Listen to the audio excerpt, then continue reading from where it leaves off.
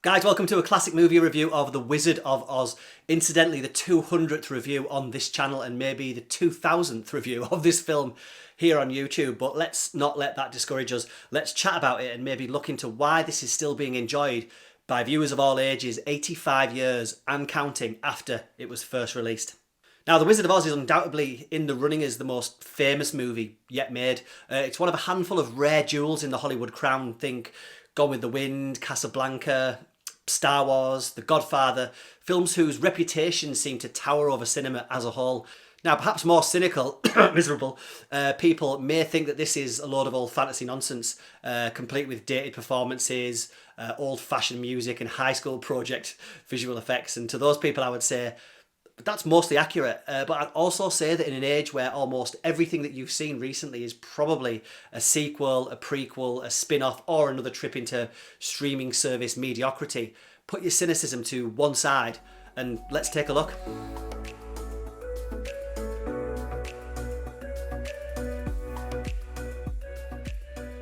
That's a good little girl.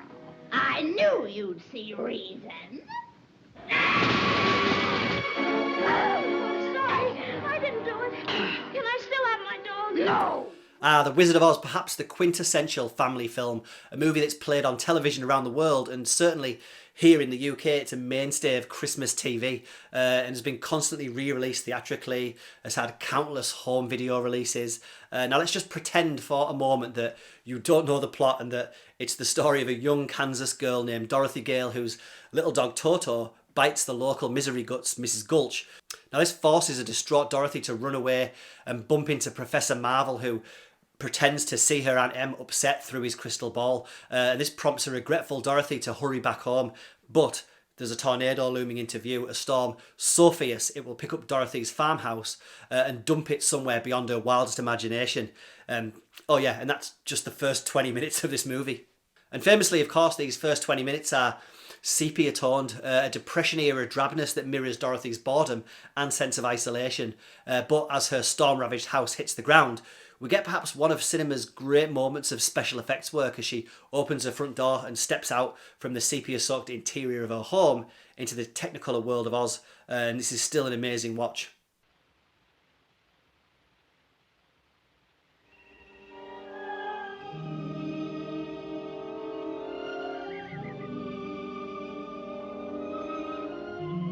Now, of course, what follows is one of cinema history's craziest, scariest, most toe-tapping musical number-soaked road trip down, of course, the yellow brick road, the path that she must follow to keep her on the straight and narrow. And of course, it wouldn't be a road movie without the opportunity to learn some life lessons along the way. And to help young Dorothy on this quest, of course, are some chums in the shape of a cowardly lion, a tin man, and a scarecrow, who all need to go and see the titular wizard to be gifted some courage, a heart and a brain. And of course, the whole thing is that they, and really Dorothy, and really us the audience, learn to realise that those things are already within us anyway. What's the matter? Oh, he's just so scared again. Don't you know the wizard's going to give you some courage? I'd be too scared to ask him for it. Now, of course, there's no doubt that the Wizard of Oz can wander off into sugary sweet or shucks territory. This was 8.5 decades ago, but one of the reasons the story is endured is that these are broad, universal themes that resonate with audience members of all ages, and it's cleverly wrapped up in a fantastical dream world that's equal parts technical and musical, and depths of despair horror. The Wicked Witch setting fire to the Scarecrow's arm / I'm melting sequence, still the stuff of many a childhood nightmare.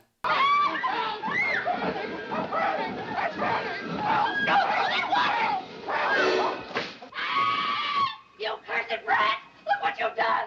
Now, naturally, I can't speak for what The Wizard of Oz really looked like to the eyes of audience members in 1939, but of course, none of it now looks remotely convincing. There's little to convince you that events are not taking place in a studio with painted backdrops, but this artificiality does add to the dreamy effect of the movie. Does it have to look real if, well, none of it's real? And how real will the Avatar movies look in 2094?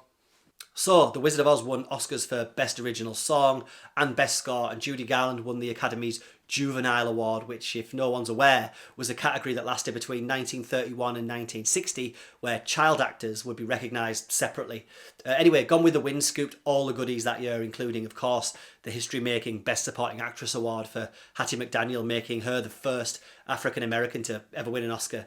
Anyway, Garland here, of course, is the glue that holds it all together. At just 17 years old, she cemented her stardom, and this still sits, I think, as her most iconic role. There's Meet Me in St. Louis and A Star is Born. Here she becomes an icon of the movies. The fact that Somewhere Over the Rainbow was almost cut from this movie is quite astonishing, seeing as though Garland spent the rest of her life unable to get off stage without singing it. Garland, of course, was typecast in real life as a tragic figure, which she hated, and was described by her former agent as a demented, demanding and supremely talented drug addict. Anyway, here she skates that fine line between that "aw shucks" pre-war innocence and the empowered getting it done attitude, dragging her three companions along with her. All three, by the way, also doing great work under what I'd imagine were terrible conditions, whether covered in metallic paint or drowned beneath a lion suit under hot studio lights. Now, despite Garland's wide-eyed wonder and the vaudeville slapstick of Ben Lahr, Jack Haley and Ray Bolger, it's absolutely Margaret Hamilton's Mrs. Gulch, Wicked Witch of the West combo, who you remember here. One of classic film's great villains whose every line is a quotable delight. Try to stay out of my way. Just try. I'll get you, my pretty, and your little dog, too.